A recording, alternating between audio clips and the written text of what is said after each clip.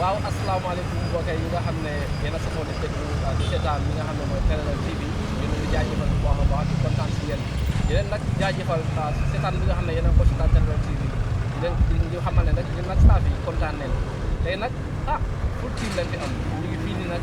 unité officielle waaye nag ñu leen andil du am fenn comme ni ko yeesal fi nekk rek ne leen andil lu bees fii si Téléral TV mu nekk lu am solo mu nekk lu nice a nice a nice I'm here with my brother from Oronamora jërë ngeen jëf. Yeah, thank you so dearly much. Wherever you are, under the sound of our voices here, it's a great experience to be here at the premises of our AfriCell, and we say to you, Happy New Year in advance. Should I say, pre-Christmas to everyone under the sound of our voices here. It's great to be here tonight. Thank you, Miguel, Tony Howard. Adam anak movie, borom nak parti askan bi. Di programme nga xam ne Téléral TV daanaka di bopp programme Téléral TV waaye mooy programme bi nga xam ne bu askan bi bugga la Adama mbokk yi kon nu ko baa di waxee rek asalaamaaleykum nuyu naa leen mu ngo kon nu ko gaay waxee rek ñun nag tey ñoo leen fi nekkal kon ñun ñëpp xam nañ ne si New Year la ñoo ñëw dugg si New Year bi nga xamante ne nekk na li nga xamante ne bégee rek lañ see jublu ak jàmm ak tawfiix ju bari bari man nag maa ngi tudd Adama maa leen fi nekkal tey ak suma beneen co-host bi waaw muy am solo am nañ fi tamit li nga xam ne bu ñëwee si sport dama ko def di barista of sport kooku mooy Tafuwada ki nga xam ne has a good point when it comes to sport Tafuwada si biir kër gi nuyu naa leen ñëpp si askan bi may Tafuwada beyond the scores tey ñu ngi fii si countdown bi ak ñoom ñëpp fii di leen round up year buñ am tey si ak luñ war a gis pour year bi buy ñëw so tey show bi dina neex thank you for tuning in. Wow, jërëjëf Tafuwada jërëjëf Adama waaye jërëjëf thank you Tony Howard Mikel. I will just mix the name, you know. I know, that's fine. That's my okay. brother from Oronamora. Yeah, I love so that. mbokk yi comme ni nga ko waxee woon rek ñu ngi si December countdown moom boo ko déggee rek li nga xam ne yaa ngi ko liggéeyoon si gannaaw ay at ay weer su December jotee foog yow tam nga woon sa achievement ak lan nga liggéey ak lan nga def si biir réew yi nga xam ne li moo tax nag Téléral TV kon ni ma ko waxee saa su nekk amu fi maas te amu fi mappandoor moo tax ma ne Téléral TV ku mun la ak koy jéem te di doon benn tama ak sabar na nag benn der ak benn banta bu ko tega waaye Téléral TV amul benn waaye nag ne leen andil insaat bi nga xam ne ñu won leen baati askan bi ñun lan leen liggéey lan leen fi def si réew bi muy lu am solo dañoo dem nag si baati askan bi xam naa ne contrôle dañu jox baati askan bi live ngeen seetaan programme bi baati askan bi naka la dee demee ak naka la gaay dee dundee parce que dafa nekk programme bi nga xam ne ku nekk am na loolu naxat te lépp li nga xam ne naxat na la muy sa biir kër muy si mbedd bi muy si nguur gi ak fu mu mën di doon rek baati askan bi rek ñoo leen ko mën a jox nen dem ak suñu insaat bi baati askan bi ñëwaati waxtaan bi mooy muñ lan la mun a may nekk si àdduna ak lan it la mun a xañ nekk si àdduna tey dañ génn si pour waxtaan ak askan bi ñoom lan mooy si seen gis-gis ak lan it mooy si seen xalaat ci loolu. man li ma xam si muñ mooy comme que am patience di jëlale di jéggale tamit man dama toll foo xam ne ñàkk a muñ yaaxaloon na ma lu bari si àdduna parce que foogoon naa ne da nga dee toll point boo xam ne da nga dee foog ne lu la nit def te fayekuwuloo wala defuloo action rek comme loolu du comme doo dee sa xol bi duy seena fekk loolu moo la dee isi loraange te bu démba doon tey lu bari dinaa ko toog xoolaat ko seegaat ko si suma life ba nit su ma defee dara dinaa toog ma muñ ko ba du ma def dara loo xam ne ëllëg si biir dafay isi réccu te réccu day wees fekk def ko loo xam ne mooy loolu da nga koo xoolee lu nekk si toxic environment biñ nekk Gambia biñ nekk soo buggee toppa ne lu nekk da nga koo toppa ba mu sës lu métti ci yow la dégg. waaw welcome back after that video bi nga xam ne seetaan nañ ko di baati askan bi. borom baati askan bi baati askan bi c'est programme bi nga xam ne comme ni nga ko waxee dañu gën a si biir di jël nag kaddu askan bi andi ko biir Téléral parce que askan bi tamit am na solo lool ñu leen di boole si programme bi mel nii parce que ku nekk am nga loo war a mën a wax ku nekk am nga li nga xam ne yaa ngi ko bëgg a wax xamuloo foo ko waxee Téléral TV nag ñu andi leen this platform called baati askan bi. Miguel, do you see that inside of Baati Askan bi, how beautiful the program is? Yes, of course. Yeah. It's a very amazing one. But just before going forward,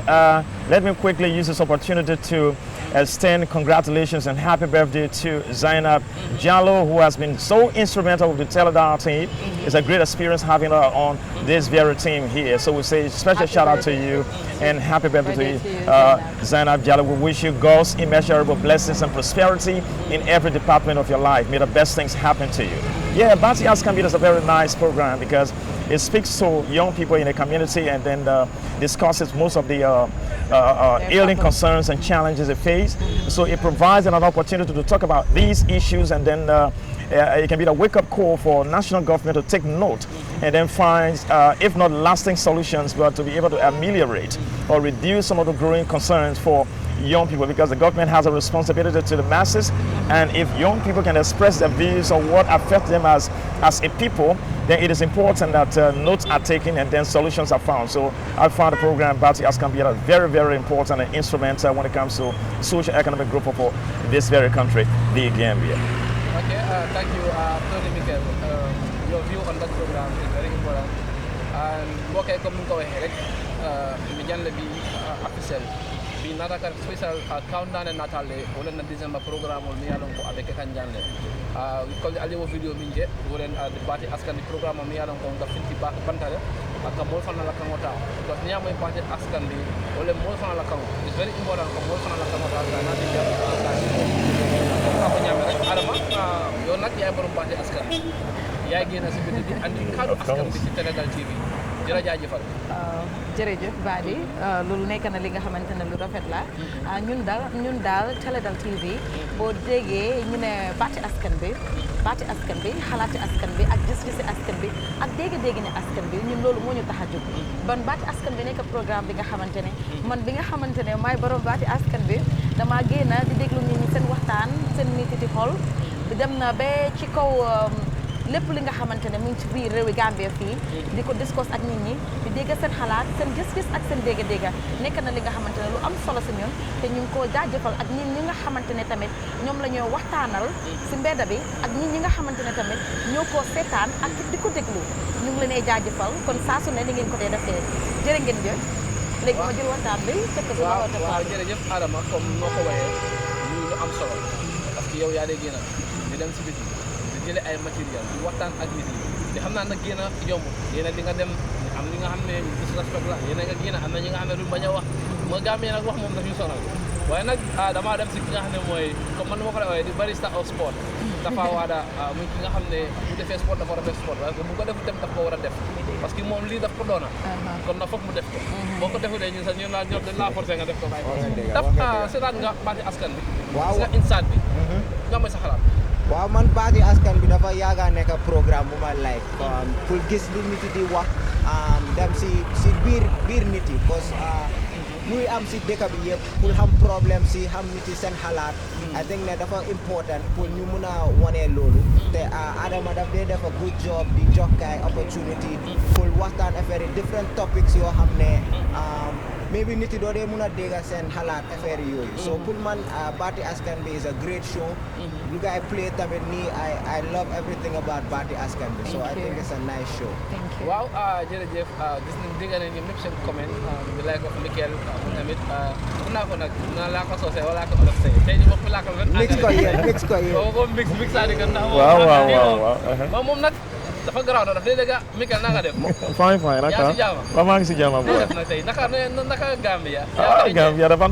nice fii suma dégg waaw kooku mooy suma bro la waaw kooku mooy Mikel Howard desal léegi nag mu ñëw mu ne ma ibe ñaari xam nga this is the beauty of Gambia of course smiling coast of course South Africa one people one nation xam nga rek mu nekk lu nice and nice léegi nag dañoo dem sari instant yi programme bi nga xam ne man dama si suma boppam ci programme bi nga xam ne képp ku nga xam ne ndaw nga képp ku nga xam ne utkat nga képp ku nga xam ne xosul la war ngaa gis sa bopp si programme bu ñu ooyee yokkas xam nga nag ñun suñ tur yi dafa unique doo ko gis fet baati askan bi yokkas bu jógee nag si baati askan bi foo ñu am tam lu ñuy yokka lan la ñu dem na dem si yokkas yi nañ dem nag play yokkas yi ñu dellu si waat fii si Télégal TV feebari xel doon na li nga xamante ne doy na waar lool ndax dalee tàggale ak sa sago li ci gën a bari nag askan bi même say mbokk dañ lay beddi Aju Jacob Njaay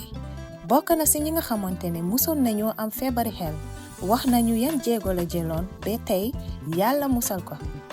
man mental health patients la in a sense mooy dañ dee wax ne comme ñoo xam ne daal nekkut si seen sago pour nekk nit koo xam ne nekkut ak sagom dafa métti torop because nit yi duñ ko gis si yow maanaam ñoom luñ foog mooy nit yi ñoo xam ne ñu si mbedda bi ñu ngi wóor you understand ñoo nekk mental health patient waaye suñ kër sax suñ school si dañu am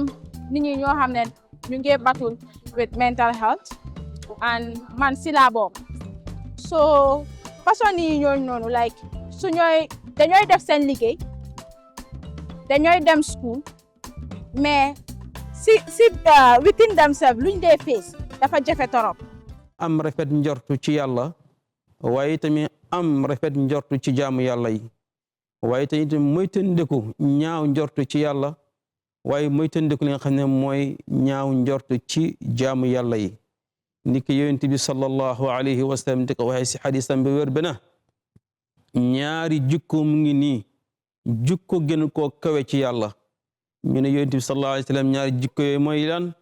mooy nga am rafet njortu dëgg-dëgg ci yàlla waaye am rafet njortu ci jaamu yàlla yi yàlla mu ne wala tajassasu lan moo tax mu ne wala tajassasu parce que tajassus nag moo nekk result ñaaw njort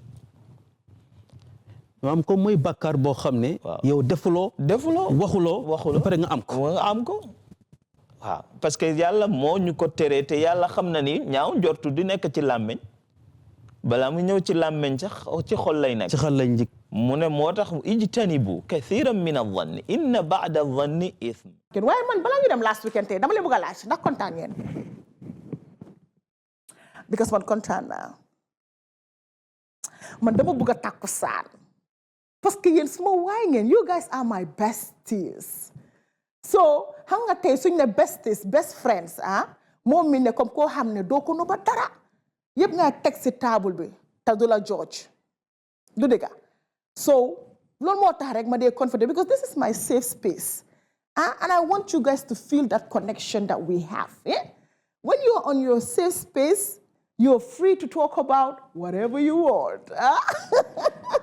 so let's go for a short break Tijan short break laa bëgg rek nga indi leen last weekend la na xewoon last weekend luñ leen amal last weekend and we continue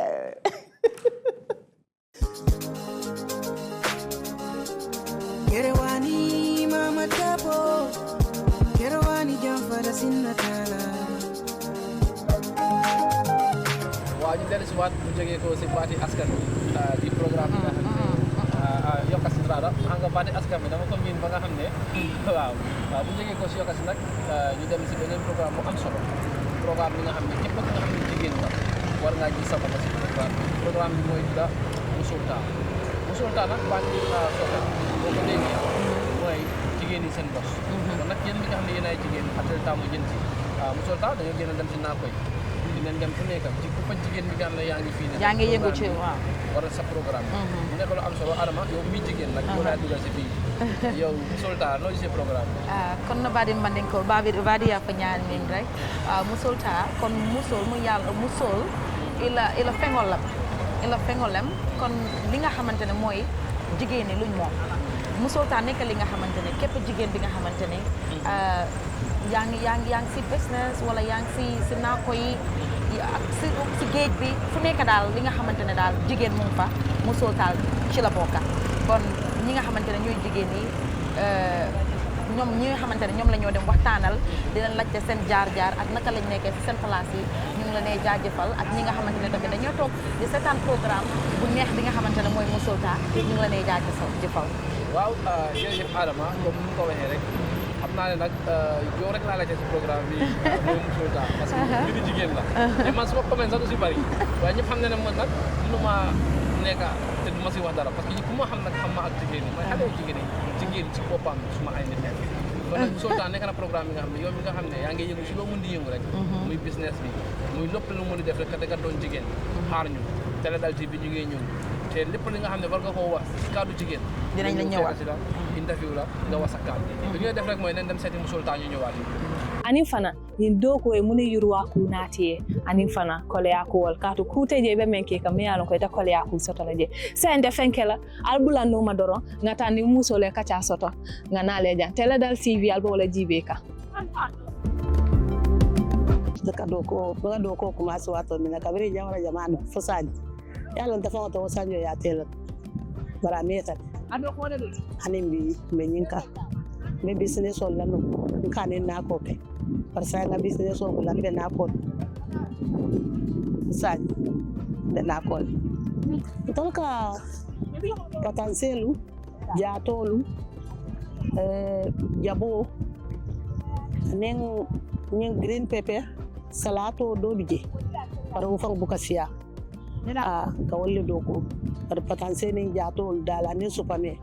wala mun na do ko fe ngolete o ko le ko gundala jamale ben bulu kat folo ni nga do ko xana dañ jël suñu jigéen yi o wata bon dañ lay jël suñu jigéen yi kay yeah of course don't be me on 2 days na be kay dañ lay 2 days 2 days amageta kambo kono tol maje tamaje 2 days maje after 3 to 4 days nyolo laki bano ka ba hospital on fasaral sasa mom yalla ka bota jabe kende ari sura ya samay dara tilimala ke nata do fana bi je kay ma se kan ya to man listo kono sula kini wa bulu ko I know how jump bita to what la bola bulu okay all right so ila kumo beta man sakunda la kan woto ablay nata kuma do talda no ma ngi amé ben IOM nañu gaay jo suñu alal at fess because so demé ñun gaay lu ñu wax fele suñu ñëwé luñ fi wara féka ak luñ fi féka du ben at different battle da nga ñëw fi ngi ne la suñu joxé baxa bi da nga demat bagu ñom sa yoon seen yoon neko fa comme ñun da ngay dem ba ñom suñu tiyé suñu baxa bi sa taxu nit duñ dem ba way kan mo leen job baxa bi anga so day ñëw from Morocco gaay dina lay wax ñaata nga fi am balling, you know, I am balling, big noise. If you don't know me, shut your mouth. Yes, yéen a ma gën a xam industrie baa ngi tàngoon ak ay coow waaye gis ngeen boy bi moom mu ngi busy woon di dem ak female artist yoo xamante ne tamit ñu ngi doon coow ne amuñ ndimbal moom STC loolu la nekkoon di defa gaay songs di defa gaay videos waaye beef baa ngi on side bële moom mu ngi busy understand nga waaw so industrie bi daal mu ngi dem de te dañoo gën a dem Pindos mooy number 2 you know another upcoming artist you know hotter than lover you know si afro banga bi si rap bi boy bi ak jamonoom ak style am you know mu ne my enemies you know Pindos said my enemies we go with that one su ñëwee mu gën a ne télé daal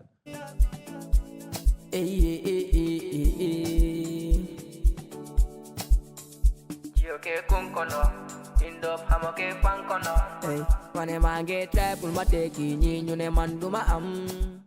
A democratic system of government is one that guarantees the fundamental human rights of the people. It's one that seeks to better the economic life of the people. It's one that guarantees the means of survival. And that ought to be provided for by the state in terms of the law that people believe governs them. The Constitution being the supreme law of the land, obviously gives people the power, the mandate to demand from their governments. And therefore, over the years, what we have seen in Africa is degeneration, that our democratic system is degenerating because it does not address the basic or the fundamental problems in Africa. Nyimo fulo dunna kano man yanna kera forcé kanot. Muso ko malla fila ye kodo bondi kodo dunda kunna fur kala kano sang. Parante le plaso yole tamandi fur kala kano sang. Parante ye mo dole tamandi ka me ka use yin kammala foy sala kano sang. Dole bi yemin yalon ko ikata dabaroli ke pour kala kano soto. Bade woni yimbe mambete ya. Mo futu mi ye kanu. Ima forcé, ima dabari, ima feyi tandala.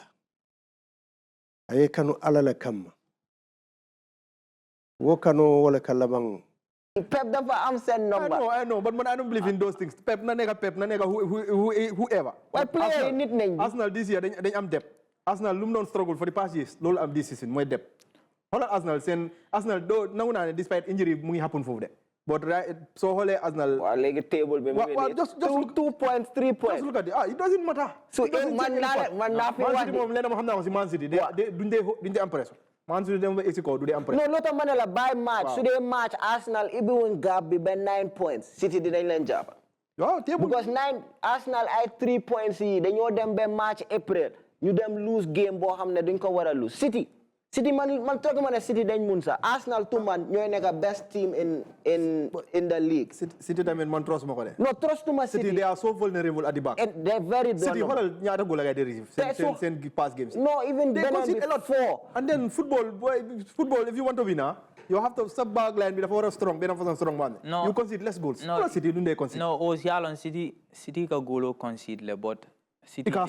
they know how to play Premier League.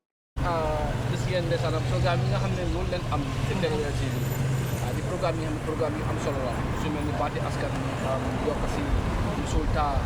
rafetal yaa ngi am tamit takkusaan muy programme yi nga xam ne programme yi ñëpp ko day seetaan muy programme yi nga xam ne programme yi askan wi la waaye programme yi nga xam ne dafa am solo tool rol si société bi si biir ñu am tamit programme yi nga xam ne di fixe problème bi nga xam ne mu ngi am si réew ñi ñoo ko nekk di fixe ku ko def nag di Mohamed Diallo programme yi nga xam ne mën naa ne politicien baak bi booy police yi képp ki nga xam ne rek yaa ngi si réew bi war ngaa gis sa bopp ci programme bi di fixe programme bi nga xam ne bi programme bu am solo ñu am tamit am news flash nekk na programme bi nga xam ne programme bu am solo programme bi nga xam lépp li nga bëgg a xam si biir réew bi di nekk si réew bi wala bu si réew boo tuddee Sénégal TV ànd ak news flash bi ñoo ko xam ñu am tam beneen programme bu am solo su mel ni da Pan African Drive nekk na programme bi nga xam ne Mikel moom mooy def programme boobu noonu Mikel Pan African Drive you are the one who hosts the program. What do you think? And what's your experience doing that program? Yeah, it's been a very great experience, and most importantly, the Pan-African Drive, as the name stipulates, this is a program that connects the rest of the African continent, and the essence of the program is to speak to history, because the independence that we celebrate today as Africans was fought by pioneers of Pan-Africanism. So exactly 62 years back in 1963, these 32 head of state sat in Addis Ababa and spoke on the essence of the African liberty. So seeing ourselves nowadays, 62 years after that experience,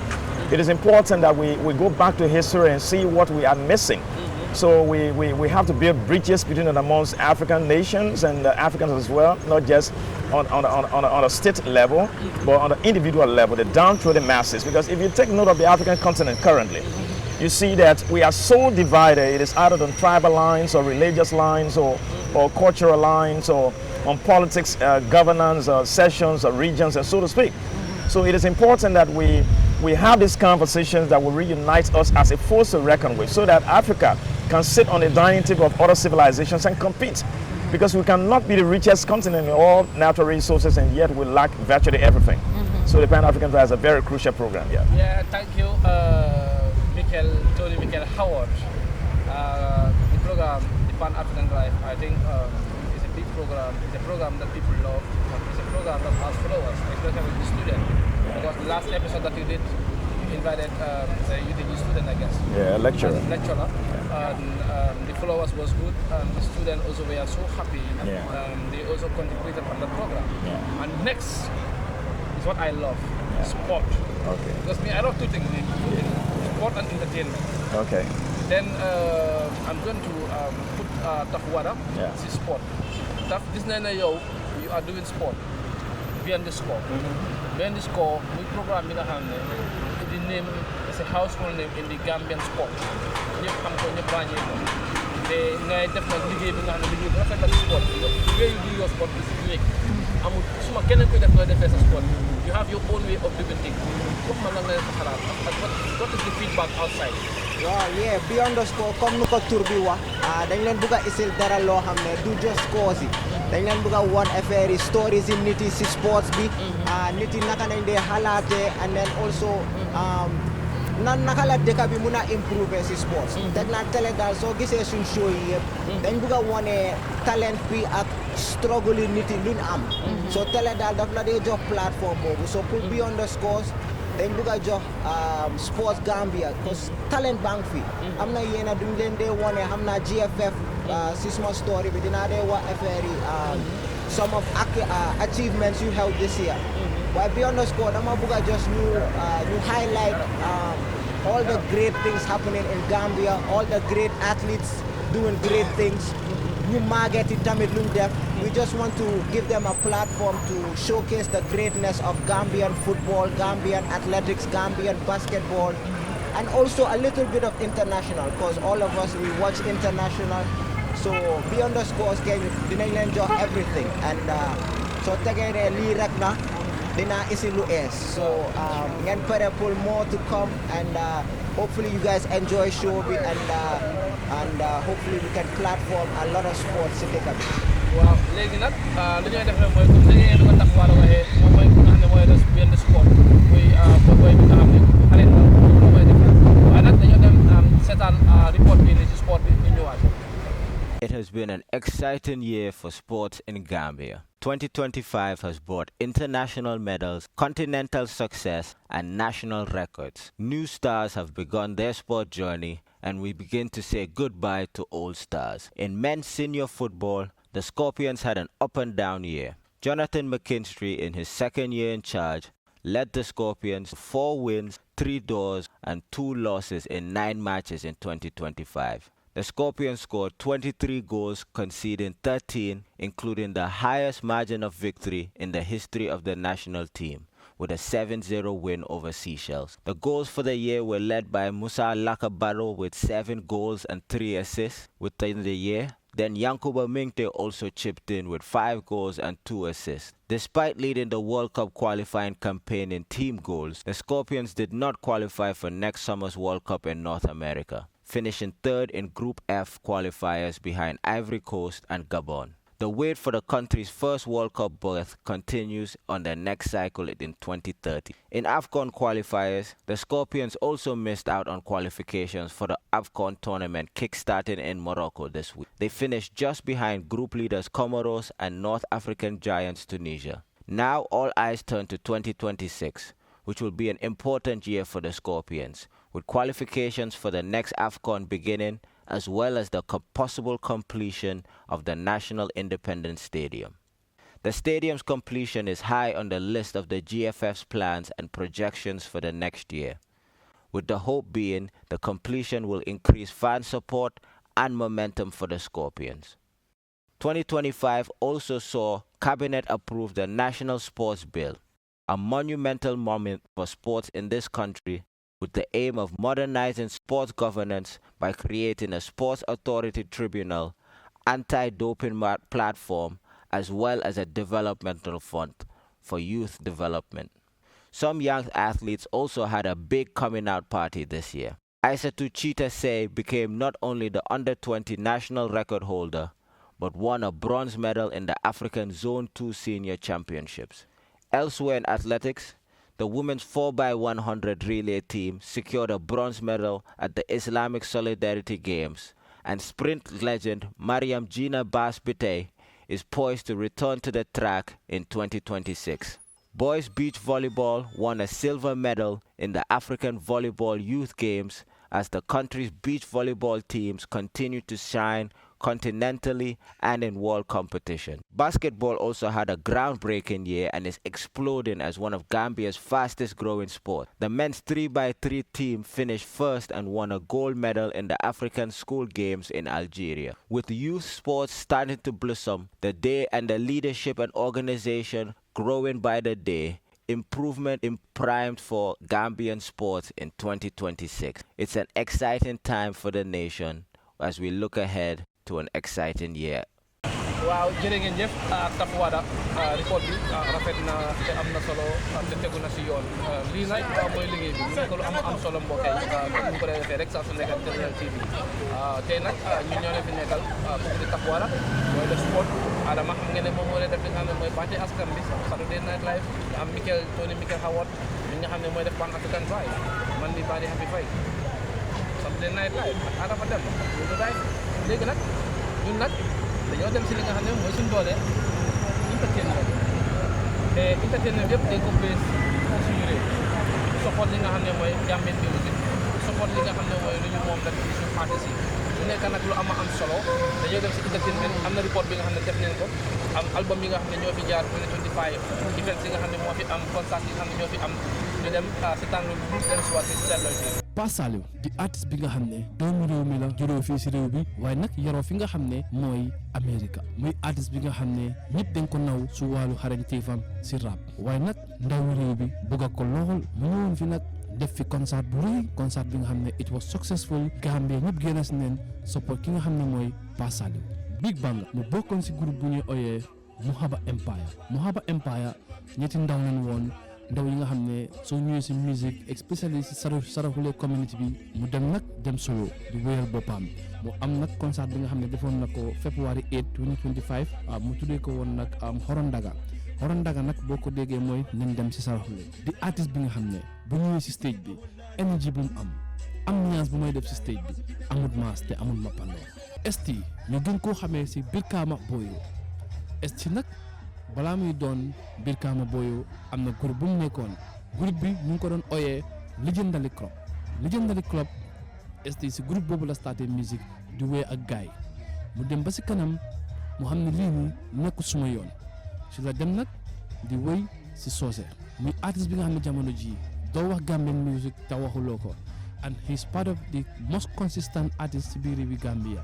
muy artiste bi nga xam ne yóbbu na flag yi musique Gambia si kaw a kaw gisul muy artiste bi nga xam ne yàgg na def musique lool def na façon musique bu nekk muy artiste bi nga xam ne loncoon na fi album 2025 Mo Beta nag boo ko déggee mooy ñun ñëpp suñu bos mu loncoon ko nag 14 June 2025 te mu nekkoon guddi bi nga xam ne guddi bu ñëpp di fàttaliku la Mo Beta album bi nag moom mooy the first artist bi nga xam ne moo dem GCCI Street Fairground bi def fa event crowd bi nga xam ne ñoo ko ñu uyu si dem na ba toolu si li nga xam ne mooy 7000 loolu nag bokk na si li nga xam ne ñu ngi ko celebrate jamono ji si Gambian music industry bi muy bés bi nga xam ne kenn du ko fàtte antu muy boy bi nga xam ne talent la dëkk mu yàgg a nekk underground artist yàgg a wéy jamono bu muy commencé wéy soo ko déggoon rek nga ne alkaline mu ngi nii mu mënoon wéy lool mu dem ba toolu ay jamono ñu gis ko mu change fléboom di wéy si li nga xam ne mooy Mandinka mu dem nag génne first album am bu ñuy ooyee Legacy nag album bi soo ko déggee sa yaram dina daw waaye di soo ko déggee di nga xam ne kii ku mën a wéy la Fuwaria nag boo ko déggee mooy ñàkk muy wéy nag li nga xam ne loolu la dund te tamit muy jaar-jaaram Jalinaya muy artiste bi nga xam ne dafa jógee ko si askani géwél muy artiste bi nga xam ne mélodie bu mu am voice bu mu am bu wéyee nga kontaan mu génne fi album bu ñuy ooyee Sila Fando nag muy album bi nga xam ne boo déggee tracks yu fa nekk ak lu mu def si album boobu li nga xam ne boy bi tamit liggéey na Mols nag artiste la bi nga xam ne jamono ji kenn du ko ooyee waati upcoming artiste muy artiste bi nga xam ne si gisul la feeñee yàgg na fi nag nekkoon na fi nag di def rap waaye mu dem ba si kanam mu change flavor di def daanaka rap mbalax music mu feeñee nag si artiste bu ñu ooyee gisul mu defoon moom ak benn collaboration song boobu noonu moo feeñaloo tey ki nga xam ne mooy Mols mu def album bi nga xam ne album bu toj Gambie yëpp ñëw uyu ko si ndaw te Pencami Hall la defoon album lañ ci boobu noonu waaye nag Gambian si yëpp uyu nañ ko Pencami Hall fees tepp waaye nag boo fàttali ko si gannaaw Gambia naxari woon na lool bu ñu feccal fi nga xam ne mooy Pencami Hall foreign artist rek ñoo fa ñemoon a dem waaye tey ñun ñi nga xam ne ñooy Gambian ak Gambian artist yi ñu ngi dem foofu noonu sa Pencami Hall Asadik nag kenn du ko ooy waati upcoming artist parce que producer la doon liggéey ak ki nga xam ne mooy stylist di producer Asadik ni producer la bi nga xam ne moom tamit stylist moo ko jàngal Hussein Dada nag boo ko xamee bu may commencé woy mu ngi génne woon song bu ñuy ooyee Broken Glass boo déggee song boobu noonu di content of the song ak li nga xam ne loolu la woy ci song boobu noonu li nga xam ne ndaanaan la te mën na lu mooy def te gëm na boppam waaye tey bu ñëwee ba agsi fii gom-gom moo ko agsil fii 2025 mu génnee album bu ñuy ooyee Sanji Jelu nag mu nekk album bi nga xam ne album bu rafet la muy album bi nga xam ne album bu nice la muy album bi nga xam ne mu am track bi nga xam ne ñëpp moom la ñuy coow mu feature fa ki nga xam ne mooy Killa Ace Bilal Bin Kewa Kipla ak yeneen hip hop artistes yi nga xam ne géej nañu dégg trop te ñu nekkoon fii nii. waaw mbokk yi comme gis ngeen wane leen suñu ay style yu wax na tuuti seen jaar-jaar yu ñu wax wane ne nag event yi nga xam ne xewoon na fi 2025 event yu passé waaye nag ñu ngi expect tamit event yi war a xew su mel ni 30 décembre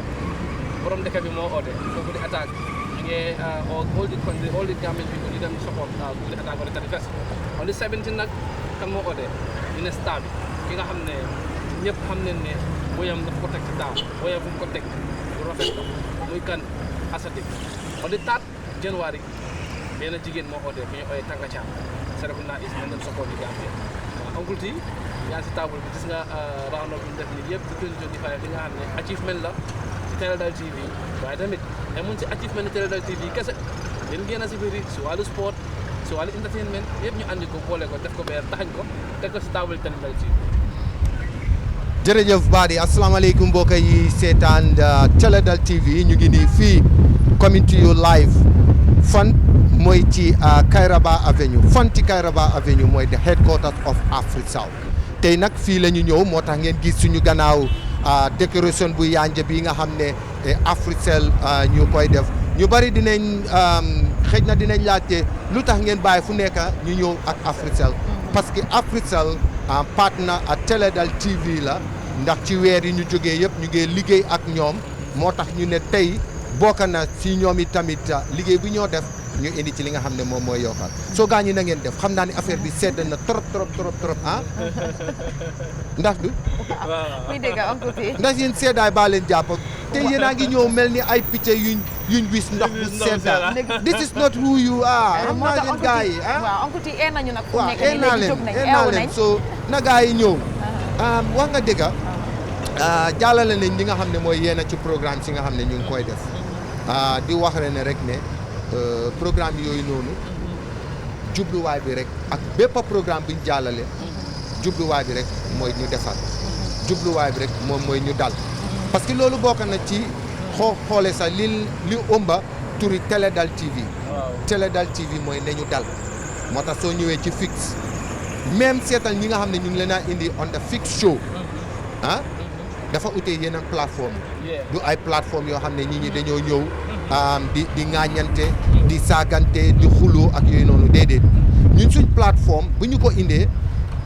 jubluwaay biñ ci am mooy kaay leen ñu waxtaan ndax réew bu baaxee rek waxtaan moo koy indi moo tax bu ñu indee plateforme boobu noonu képp koo xam ne yaa ngi fay ñëw dañuy ne dégg la ku nekk ak sa gis-gis waaye dañu bëgg rek ñu teg ko ci yar ak ci teggin moo tax ci suñu fixe programme yi doo dem ba nga gis foofu noonu ay saaga ay xuloo ay xaste ay ŋaañante parce que loolu yóbbuwut ñu fenn right moo tax ñu ne ko di fixe ni ñu waxtaanee lépp loo xam ne gis nañ ne mu ci réew mi doxut ne ñu waxtaan ba pare ñu xool nag léegi lan moo koy doxal bu ñëwee ci programme yu mel ni ay baati askan bi tey askan bi du ñëpp ñoo mun a jogandoor waxandoor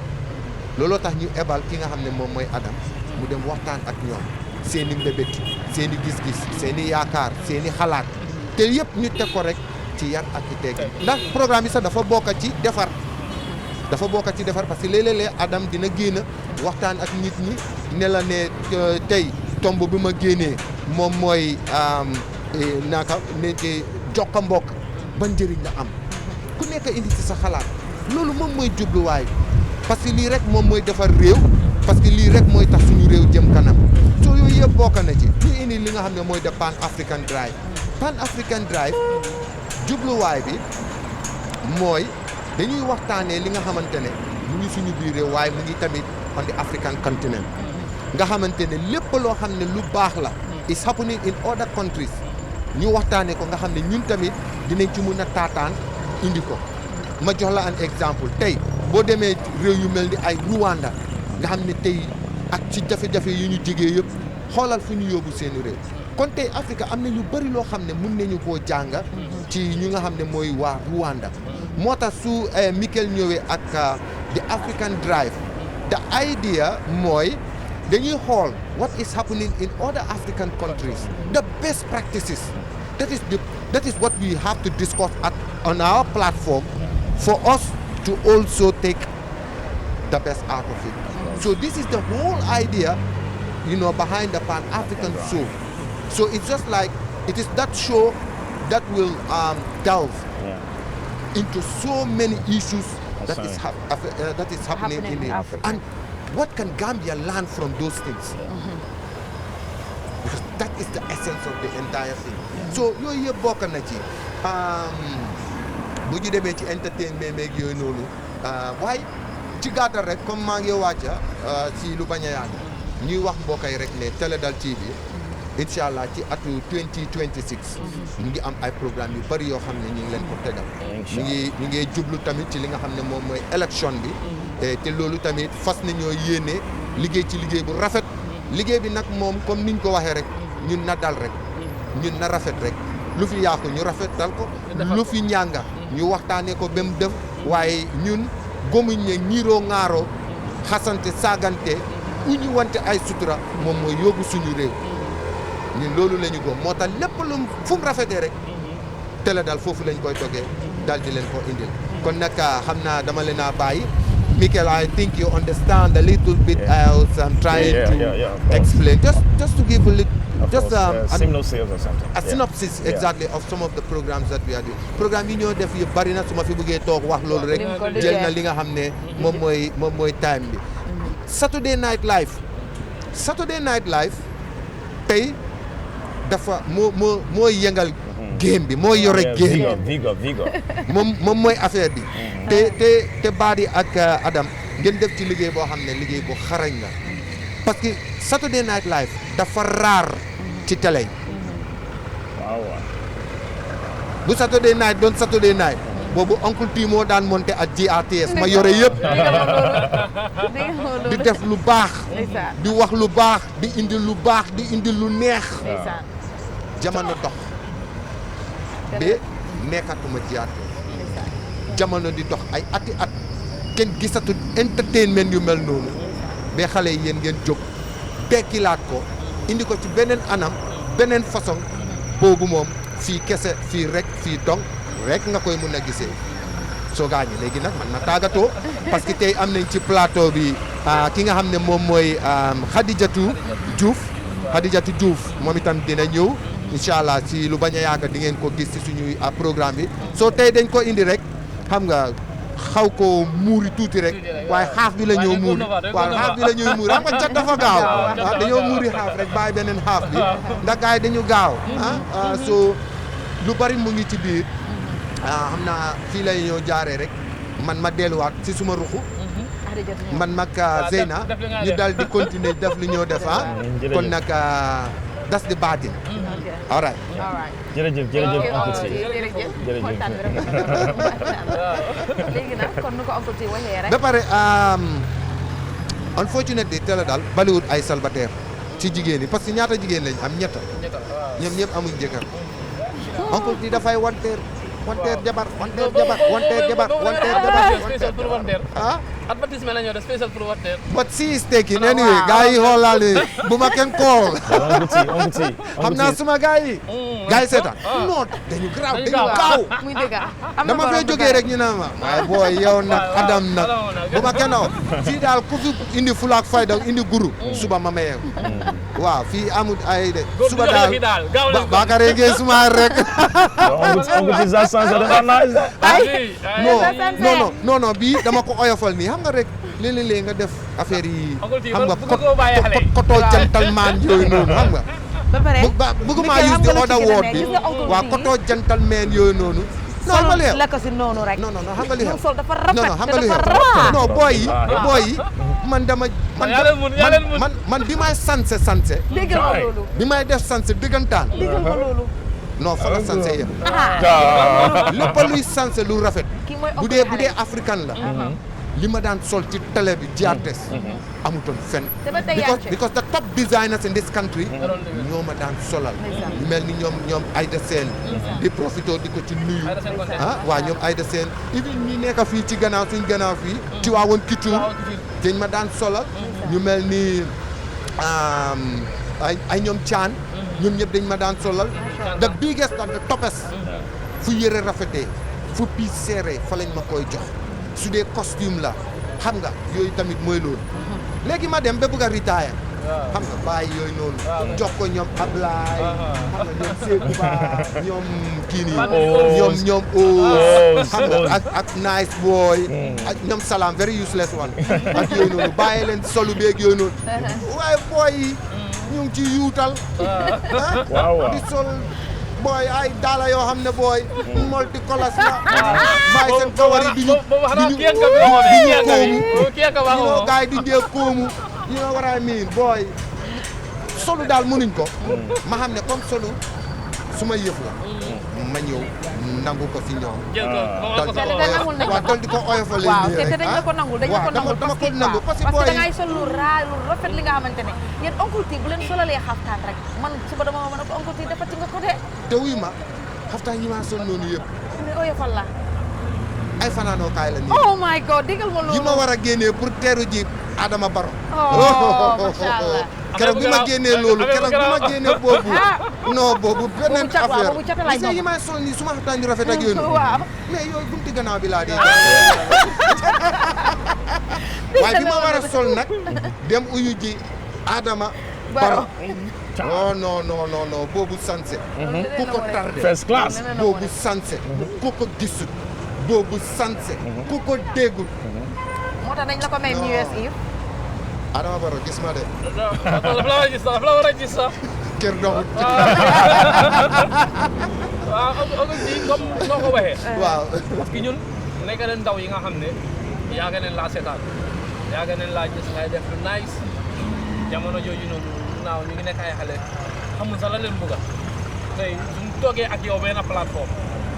it's an achievement to me xaw ma keneen what is an achievement to us as Télédal kii legend la parce que li xew mooy idea bu mun di andi ndaw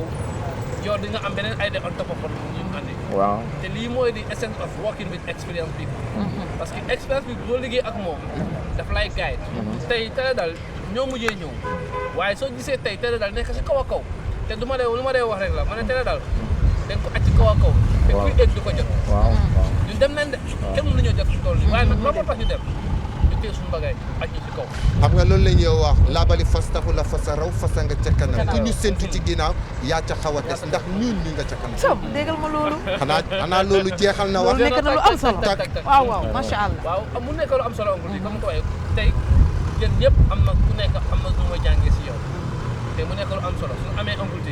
am kan Lamine Manga am kan Ruy Wuri icon ñun am legend man dama ko lay wax ma ne leen man yaakaar naa di liggéey waaye tey expérience bi nga xam ne maa ko développe moo of course parce que li xew mooy ñun amuñ toon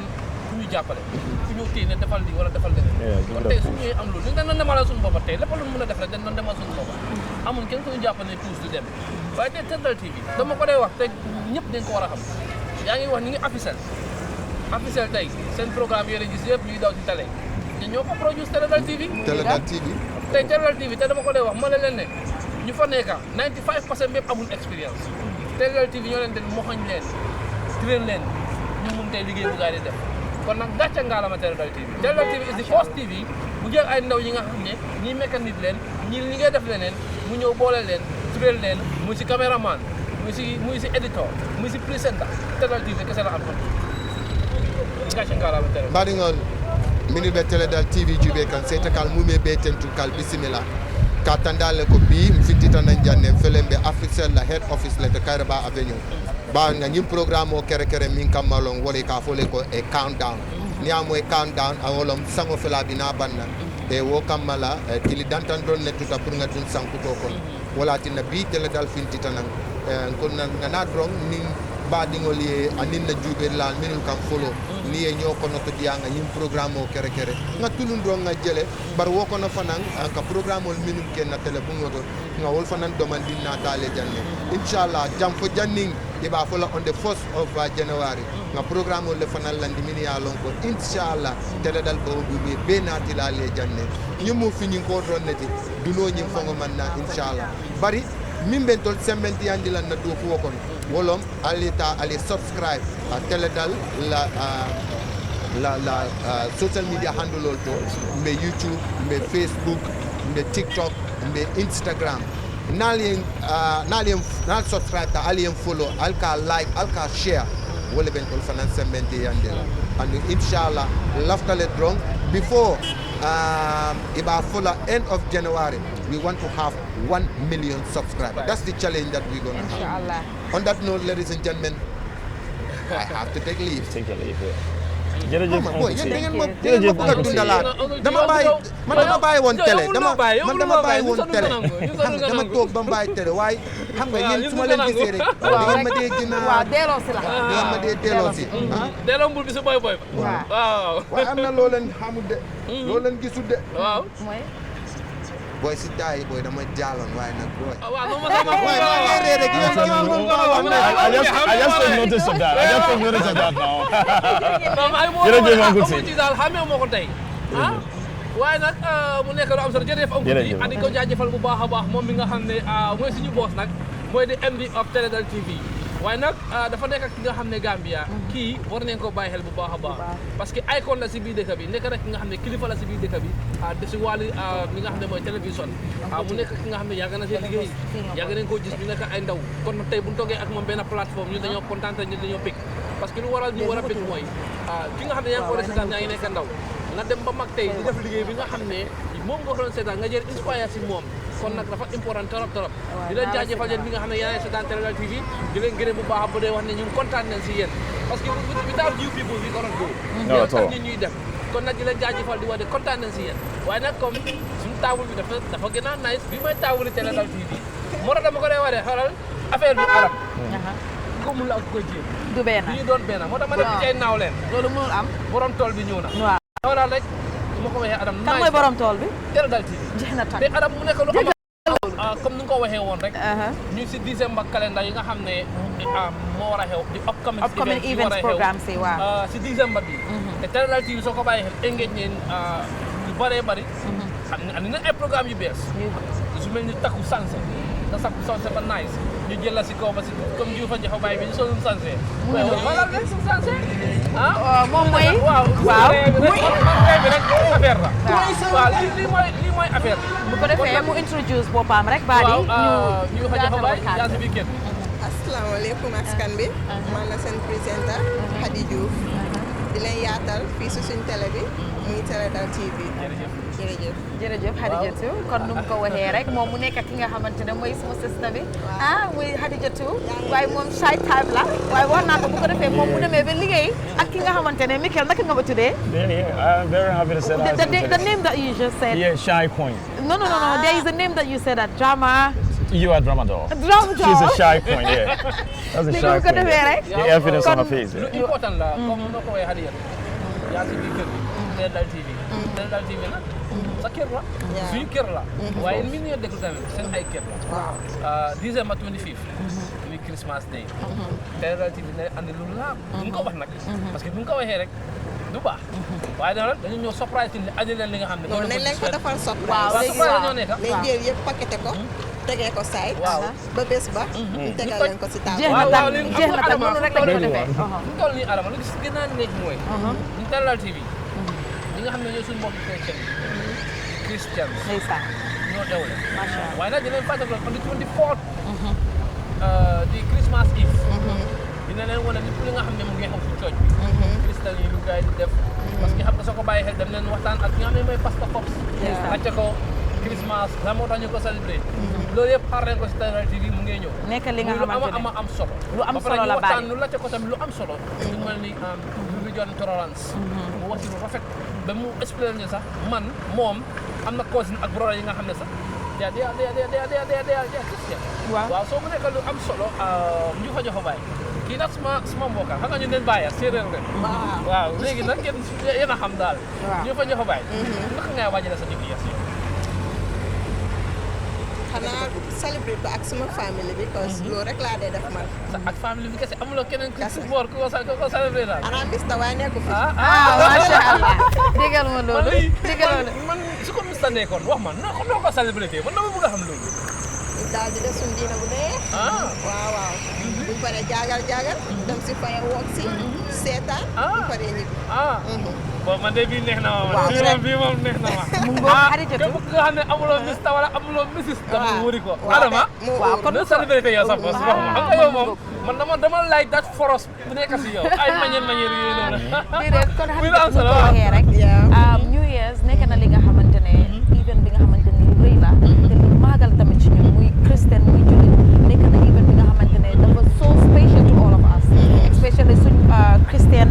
sisters and brothers suñ Christian family because man mii suma boppa bokk naa ci gaay waaw am naa family yi nga xamante ne kon Gambia muy Christian muy Muslim we don't differentiate them we're all one family Gambia dafa nekk dëkk bi nga xamante ne réew bi nga xamante ne réewi jaama la réewi taranga especially ñu ne yëpp benn la ñu ñëpp benn lañ kon nu ko Mikel waxee rek waaye ci kaw loolu man Christmas nekk na event bi nga xamante ne event bu màgg la New Year tamit nekk event bi nga xamante ne event bu màgg la because always kon at bu nekk saa su ne ni ñu ko dee defee man Christmas day dama dee def fekk ji ñi nga xamante ne muy suma friends yi ak ñi nga xamante ne tamit suma mbokki Christian yi dama dee dem di ko celebrate ak gaay waaye New Year tamit nekk li nga xamante ne nekk at bi nga xamante ne lu màgga ba pare ñu ngi see gën a ñaan yàlla bi nga xamante ne moo ñu may ñu fekkee at bu nekk at bi tamit incha allah yéen nañ ko fekkee jaama ñun ñëpp ñoo xamante ne ñu ngi tëdda si lali lopitaan yal na leen yàlla may wér balaa boobu ñi nga xamante ne ñoo nekk kaso yal na leen yàlla yal na leen si yàlla génne yàlla génne leen fa bu ko defee duñ defati mistake bi nga xamante ne danañ fa delloo waa tamit ñu ñëw si ñu eer suma yaay laa ñu njëkka ki nga xamante ne suma xarit la macha allah dama bëgg suma yaay suma biir xol kon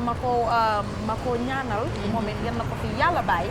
yàlla may ko gudda fan ak wér gu yaram ak bépp yaay bi nga xamante ne yaa ngi si réewi Gambia ak ñi nga xamante ne ki nga xamante ne mooy suma baay moom mu tëdd si waraaji Jos Wang bi yal na ko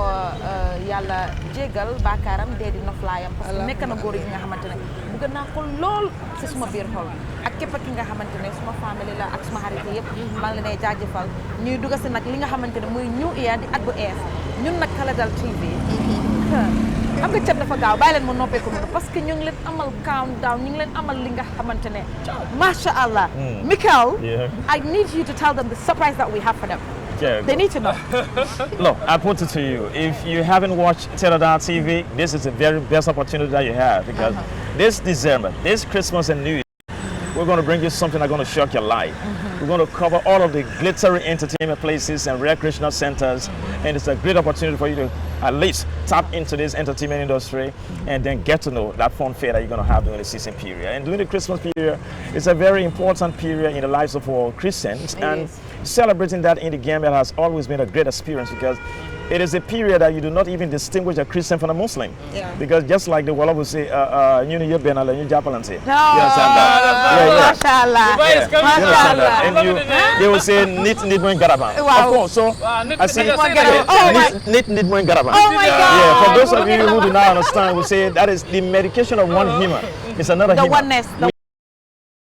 So that's why when Christmas comes, you see that even Muslims will join their Christian counterpart and celebrate in grand style and have jolly great time. For me, I use that time to pray for having an opportunity to see a brand new Christmas that day and then pray for the subsequent year that is to come, the brand new 2026 that is to come. Speak with families back home in Liberia and then join the Liberian community in Kolodi and then celebrate in grand style because it's crucial, of course. You got to join us, you know, it's crucial, it's important. So for you to start the new year from January 1st all the way to December 25th is a crucial moment to December 31st. It's beautiful. So everyone has to get involved. And Teledar TV is coming with massive, massive programs. In 2026, it's not going to be business as usual like Uncle T normally says. So get involved, subscribe all of our social media handles so that you can have an opportunity to enjoy our jolly great programs that you cannot find anywhere. The best online outlet, not just in the Gambia, but by extension the rest of the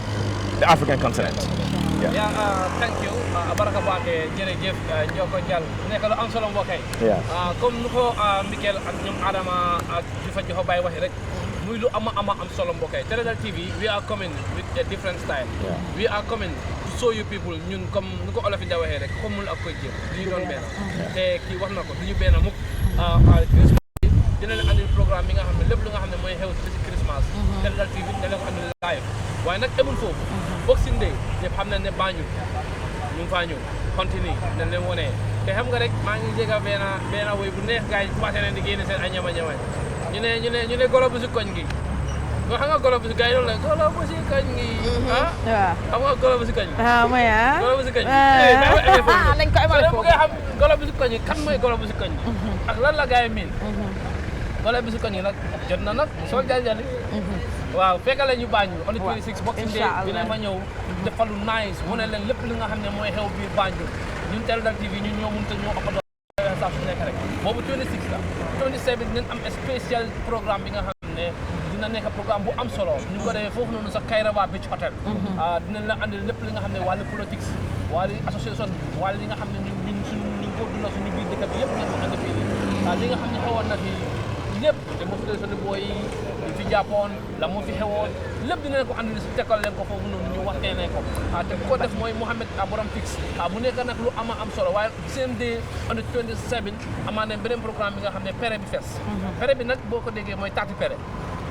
bi fees fa la may xewee ñu ne foofu noonu sa Palma Beach dinañ fa am programme bu am solo bi nga xam ne moo ko def different activities boo fa nekk di nga fa am Gumba di nga fa am li nga xam ne mooy volleyball di nga fa am kit façon runway di ngeen fa am Zumba di ngeen fa am li nga xam ne mooy lépp ci biir daal sport lépp ci biir daal Teledal TV ne leen ko génne live kon nu ko defee alma ma Teledal TV nu ma ko waxee rek parce que démb demoon nañ si kit façon show yi démb la woon waaw démb la ne ko def ko live te dafa rafet bu bëgg a dee macha allah ñun daal dañoo dem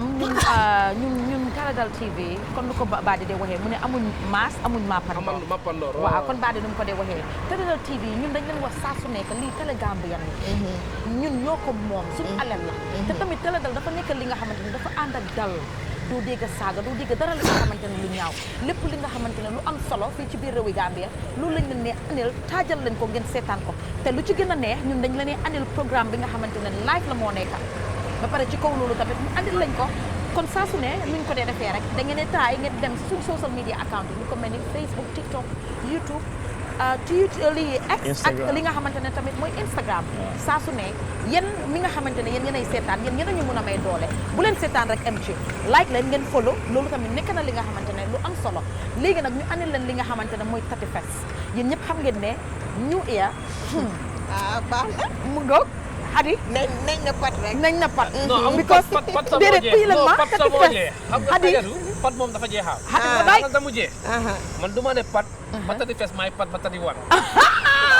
dama ne du ma ne pat ba 31st maay pat ne 31 pataat ne on the first xam nga fu ne nii Michael on the 31st what is going to happen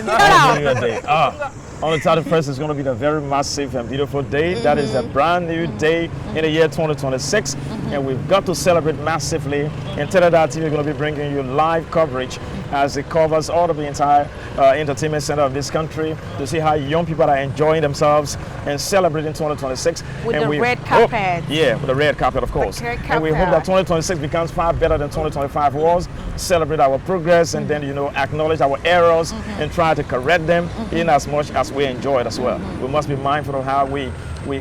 take care of the environment and take care of society and look after other young people. So it's crucial. It's going to be a massively beautiful year. We look forward to that. But it has to be on Teledal TV. That's why we ask you to subscribe.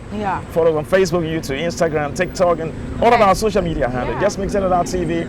your bedroom. You can sleep there. Rest there because we're going to come for you massively with our entertaining programs, educative programs, and informative programs as well. Programs that can change your life for better. And it's a great experience being with us.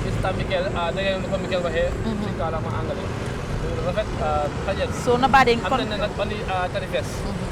Tanifest mooy New Year's Eve New Year's Day lépp ñun dañoo génn mu ne li nga xam ne lu laar la ma nekk te on the 31st ñu ngi def fi nga xam ne tamala la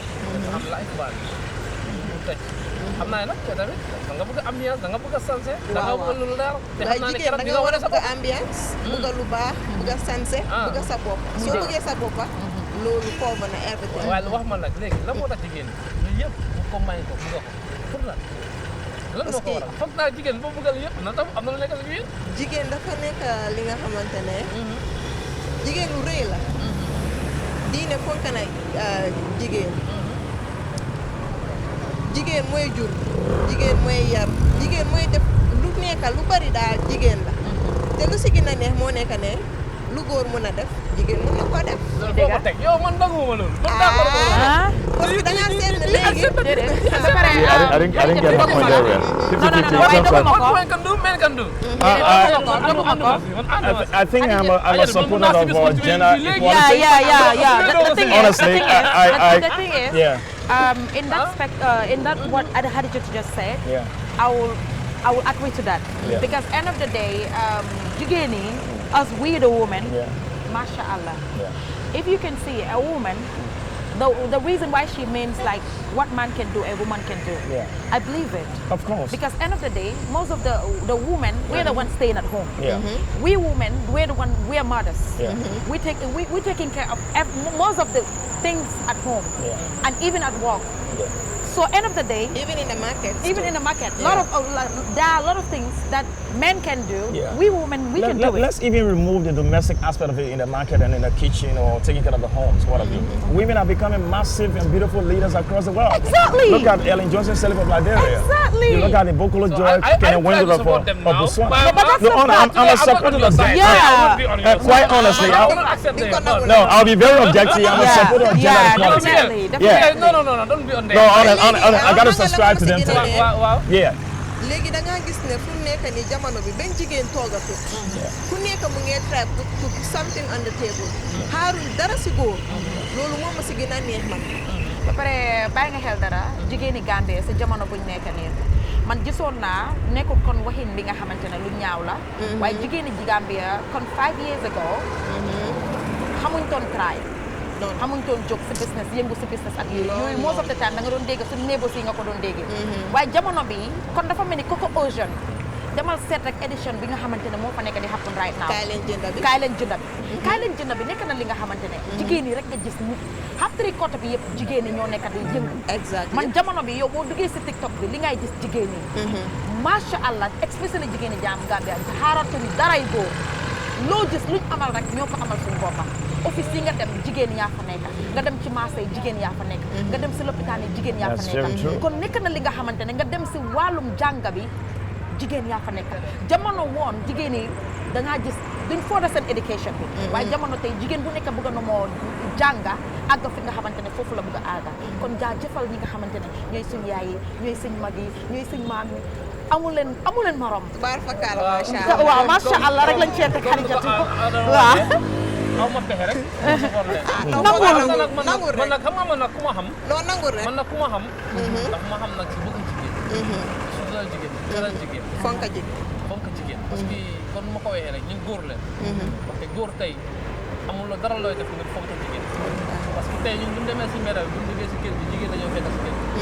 su fa fekkoon sa yaay nga fekk sa rakam bu jigéen wala sa mag bu jigéen sa ay bàjjen kon nag ñun foog ñu fonk jigéen waaye nag moo tax dama ko dee waa xaljat ñu si biir décembre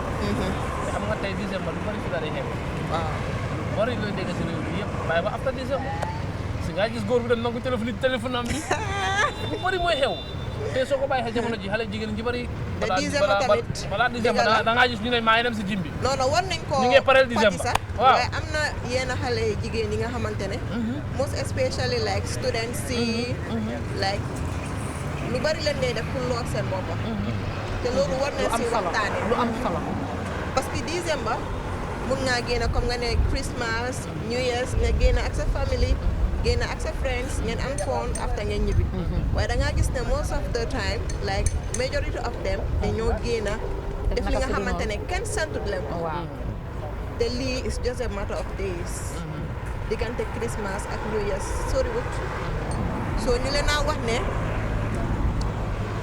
xale jigéen yi nañ moytu daal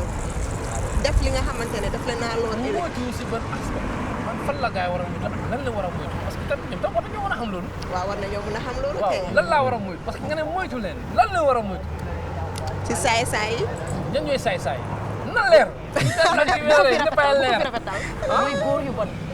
li nga xamante ne waaye góor bu bon dafa am góor bu bon am na góor bu bon déedéet góor bu bon am na góor bu bon am na man góor ma ne góor bon na parce que man bonuma waaw yow bon dañ manipulative waaw dañ manipulative ba pare ci kaw loolu gis nga jamono bi comme jamono buñ nekk nii Xadijatu doguma la de gis nga si jamono buñ nekk nii xale yi especially ñi nga xamante ne 2000 bon si yaa ngi dégg tey ñoom ñoo nekk ñi nga xamante ne tey man buñ taxawee ak man sax ñoo ma man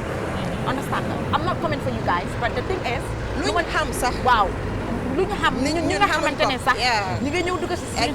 suñ parti si ak yooyu loolu noonu doo blame xale boobu noonu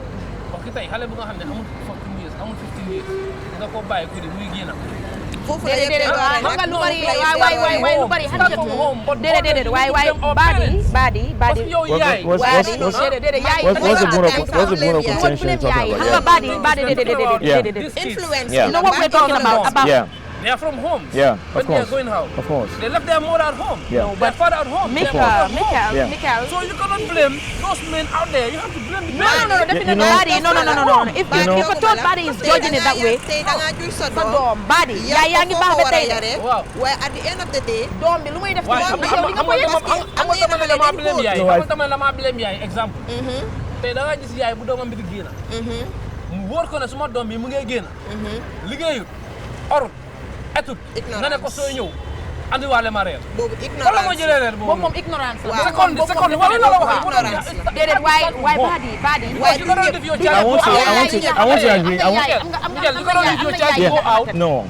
You know that this one is not working. Yeah. You tell your child that if you are coming back, you have to come with something. That is ignorance. Yeah. Example, your child is using iPhone 15. And it doesn't raise a concern for you. That means you're promoting that. I believe you can't put 100% blame on the parents. Yeah. But at the same time, they have a role to play. At the same time, the parents have a very crucial role to play. Yeah. Even the classroom teachers have a responsibility. Exactly. You know, at the community level, a child does not only belong to the mother or the father. Exactly. Especially in our African environment. Especially if you thought you're an elderly person. This child right has spoiled everything now. Before, when I was young, during Banjo, Serakunda, if I did something wrong, my neighbor another compound of course and beat me. That is not rectified. He will beat you up to that is a cool African culture. If you go home, you explain that to your mother. And then they beat you over that. That is what I know. But those values are missing. Those values are missing now. That's their right. You cannot be a child. You cannot be the child. And it's messing up our society. It's messing up the society very much. You know, it's about the society and the right that they have given to the child. That is why I said, you just said parents. And I said the blame cannot go 100% on the parents. Because the classroom teachers are... Because to be honest, I can tell you one thing. There are so many spoiled... I'm not going to say it because I'm a parent. Yeah. So on my side, I will say that I will not blame all parents. Because there are parents who discipline their kids, their children at home. If I tell you, they're not even aware of what their children are doing outside. Exactly. I'm telling you. And the children will behave in a very respectful manner at home. But when they're outside... How can your child have a phone that's worth of 15,000? That's a different case, Buddy. No, that's a different case. No, that's a different case. And the thing is, you will not even ask her. When it comes to discipline, when it comes to discipline, to be honest, when it comes to discipline, when it comes to African parents, they discipline their children. Of course, I subscribe to that 100%. I swear. The full African parent know how to discipline a child. But it depends on the child that you have. That discipline is normal. Now we adopt the Western life more than... Which is affecting us. The age of the science, the iPhone age. For example, how can you give the values that... who is going to grade 5, 6, 8, a phone? Especially giving an iPhone. It's really wrong. It's wrong. All manners of devices. That girl to a bad thing. Of course. You understand? The girl is watching some movie, you know. But you know what the problem is about it? Because it's the generation that we are nowadays. Exactly. That's what I said. It's an update generation. So end of the day, there are certain things that the children might know. It's not even transferring to the parents. They learn it from school. They learn it from school, from their friends. From their iPad, from Facebook. Exactly. All the different social media handles. So 100%, you cannot blame the parent. No, you can't blame the parent 100%. No, No, we're going to have a whole session for the discussion here. So many other things also. So take it off? Yeah. Comme yi daal nañ leen ko dencal ba beneen épisode. Non dinañ ñëw ñu special edition. ñu jël topic si nga xam ne. waaw because ñu ngi leen amal 2026 inshallah sax ñu ngi leen amal li nga xamante ne mooy youth show. Youth show bi nekk li nga xamante ne ñun duñ wax kese li nga xamante ne kon mag xale dafa nekkal li nga xamante ne ñun ndaw yi. ñoo xamante ne ñooy nekk si yaay ñooy nekk si papa ba pare ñoo nekk yaay nekk papa li nga xamante ne loolu la ñoo jàngale in the 10 years coming inshallah pour pour gën a important tamit dinañ andi young entrepreneurs yi nga xam ne ay ndaw leen di def business di yëngu ñun comme ni nga waxee rek we are bringing all together parce que nekkul ne dañoo dem ne ok kii business is already established ñu andi ko we going for the people that are low common startups startup ñu wëral leen li mooy Jàllale TV ko ko waxee Adama xam naa nag fi la ñu amale programme bi parce que su fi ngeen nekk programme bi liggéey waaye nag Adama lu am solo la on est fii Christmas day la maa ngi wis Christian yi nga xam ne suma mbokk leen ñu nekk suma mbokk suma xarit yi suma andi jaama yëpp Merry Christmas and Happy New Year yéen ko fekkee at yu bare yàlla may ñu wér ak wér leen ñi nga xam ne tamit fekkee woon ko te ñoo fi nekkoon ak gars yi laas yam di leen ñaanal yal na seen suuf sedda seen kaw yal na ngeen doon seen baxlaay yal na seen sarax tamit yombal si nga xam ne ñoo seen mbokka Adama mu nekk lu am solo Juufa Joxo Baay Mikel on the first comme ni ko waxee ñu ngi Banjul am na sabar am na zimba am na tànnambe yëpp ne leen ko wane foofu noonu sa Banjul live am na tali first nag ñu ngi leen Tamala nag ñu xam ne am na live band dafa xew live band nga xam ne toogal sa kër yow mi nga xam ne mënuloo génn yow mi nga xam mënuloo dem fenn wala nga am gàllankoor pour génn ñu leen ko wane live si Sénégal TV te amuñ foofu rek solo on the 26 Boxing Day dinañ dem tamit Banjul moo ne li nga xam ne mooy hunting yaa ngi gis na different hunting te gis nañ ne compétition bi start na jamono bi biir Banjul bu nekk ngi génne Odile ma ngi génne fële Kumba ma ngi génne fële ak yeneen hunting society yi nga xam ne ñu ngi Banjul ñu ngi génne non ñoom seen compétition daf leen neex comme daf leen neex ay bi leen amaloon ci Sénégal TV countdown December dina jaajëfal léegi ñu may ko kon Mikel bu ko defee Mikel can you tell us few thing about the new year the event of New Year because you have been here and you know how it works. Yeah. So can you please tell the viewers? Yeah, of course. On the eve of the New Year, that's December 31st, what happened is that by 5, 6, 7 p.m., everyone draws around the Senegambia area to wait 12 midnight so that they observe the fireworks. And it's a very beautiful experience because they have the tourists, and that's the nucleus or the peak of the Gambian recreational center in this country. So that's when everybody gather and be observing the time. You have the different entertainment entertainers from Senegal and other parts of the Gambia gather there and then showcasing talents, young people anticipating the brand new year and waiting 12 midnight, or should I say 1 second after 12 midnight, when the fireworks would have kicked off and everybody blazing and entertainment and cheering at all of the different bars and entertainment centers and celebrating, because it's not easy to spend January 1st all the way to December 31st, and then you're lucky to see January 1st of the brand new year. It becomes a great experience and everyone becomes very galvanized, joyously entertained to celebrate the brand new year, and happy that they survived the previous year and have an opportunity to amend their ways and then correct the errors and become better versions of themselves. That's what makes it very, very important, and enjoying it, celebrating that in Gambia is always very massive mixture of the tourists and then with the locals as well, and having the Gambian meals, visiting friends and families, sharing. It's just a wonderful experience here. Kon na badin manding call kon nga fol le ñaari ni kon every year mu yalon ko wolem Christmas di wobe mtol ba nafiere la live Sénégal TV and mu yalon ko wolem nyinti atorum fang New Year's Eve mtol ba sotolo fana alto ben yalon ne ko New Year's Eve mu fenne mu yalon ko aka kumaya bake kon badi ite sa fo ni man ni ka kongolo ito fana ya understand adama comme ya ko nyamela nga countdown natal countdown mi yalon ko mo yalon ko do ko jamaale ci jam anum tammi fo rek mo de do ko ke fanan da ka fa ya baraka awala Sénégal TV na do kulal mi yalon ko kendo la ke programme le mi yalon ko programme mo lafta la banta na nati na programme mo bis programme fe natal le na tuti ka natal la ko ni len do ko ni achievement la ke 2025 wala na fa ni aja fana man dawo da ma fana naka ka sport fana natal le sport mi yalon ko min kita na banko kan kata banko bantala na be natal na report franci na bura wala fana ni aje ko entertainment fana o fana natal ni yalon ko ga report fana di wo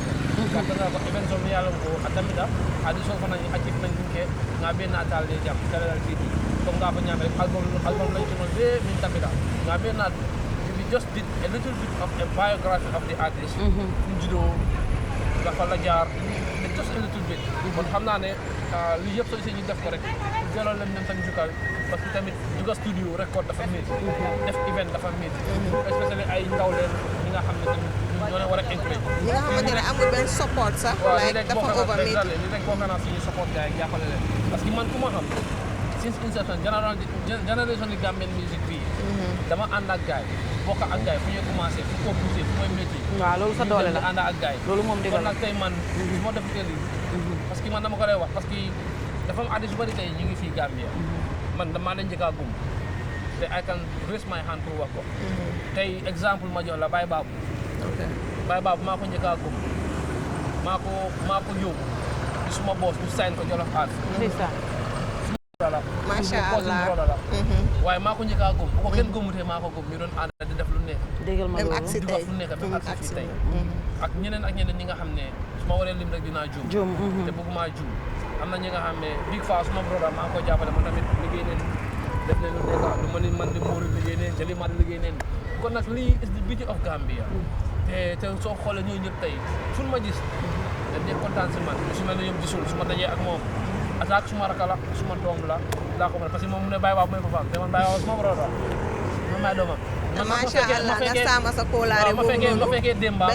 mu nekk lu nice mu xale bi nga xam xale bu yaru la xale bu respecté fu mu la gis ñoom barxaama dañ laa leen respect kon nag ñi tamit su defee lu rafet ñi dañ leen war a génne wol leen yéen loo leen def ni dafa nice wax dëgg am solo bu ko defee ñoom tamit sax ñu mun a waaw Gambia leen am of course peace and unison ba pare Gambia dafa ndaw ñu ni neen ñoo war a jàppale wante jël suñ artistes yi teg ko si kaw dimbale leen comme ni ñoo dimbalee yeneen artistes yi si biti noonu lañ war a def dimbale suñu artistes yi ñoom it ñu éeg parce que nit ki naka lañ ko dewee sax fi nga dëkka foofu lañ nga war a waaw foofu nga am fi nga dëkka foofu nga am te suñu am artistes yi Gambian people lañ am soo ñun Gambian people ñoo war a génn ñu support leen dooleel leen ba nga xamante ne ëllëg ak si biir yeneen dëkk yi seen artistes yi fuñ aaga ñoom dinañ aaga lu ko raw parce que macha allah gars yi ngay def liggéey bu rafet. kon ni nga ko waxee rek kon Hadijatu mun nga ñu koo liyal tamit suñ mbokki soosay bu ko defee kon ñu wax leen si Christmas bi nu ñoo ñëwee ak lii bi parce que ñoom tamit ñu mun a man nag suma soose bi tuuti la. waaw léegi may ñu ko rek war nañu ko ñu understand. just give it a try. waaw jox ko rek nga kulosa rek waaw ok so mbaadi man Nicole comme naa fa ñaame ntolle naata la jang man daal yow bàyyi leen ma lifin ko si wolof yaa ngi baax comme xam nga rek léegi kon ñu tëjee foofu waxtaan activité ci war a def Saturday Night Live ak yeneen ak yeneen kon nag di leen jaajëfal mbokk yi di leen amoon noon fii nii tey ci countdown to 25 ànd ak Télédal TV Bari Habi Faye la woon Mikel Haward ak ki nga xam ne mooy Hadijatu Diouf di suma mbokki séeréer bi di séeréer bu xees nag séeréer bu rafet waaw mu nekk lu am solo ak ki nga xam ne mooy Farous kon nga lu dama ne ko Farous moom mooy Adama Demba comme ni ma ko waxee rek am cas am cas mu nekk lu am solo mbokk yi bye-bye waaw bu ko defee baadi buñ fàtte suñ caméraman si de ñoom nekk nañ ñi nga xamante ne macha allah tey boo déggee tey ñu ne ñu ngi la nee andil footage bu baax ñu ngi la nee andil li nga xamante ne da ngeen ne kontaan pour seetaan ñoom ñoo tax ñun ñëpp maa ngi la nee jaajëfal saa su nekk kon ni ngeen ko dee defee rek dañu andil ay footage yu rafet Africell tamit ñun duñ wax te bàyyi leen gannaaw parce que bokk nañ si ñi nga xamante ne ñoom tamit partnership lañ ak ñoom te ñoom tamit nekk ñi nga xam ne ñu am solo si ñun tamit ñoom bi nga xamante ne ñoo ñu bàyyi bu ko defee ñu toog fii fi nga xamante ne muy Africell head office bi si boppam ak li nga xamante ne mooy Christmas tree bu rafet bi macha allah yéen a ko gisee ñoom tamit ñu ngi leen di jaajëfal si seen liggéey bu rafet bi nga xamante ne ñu ngi ko def ak ñun jërë ngeen jëf mbokk yi kon li lañ amaloon bye ciao bye bye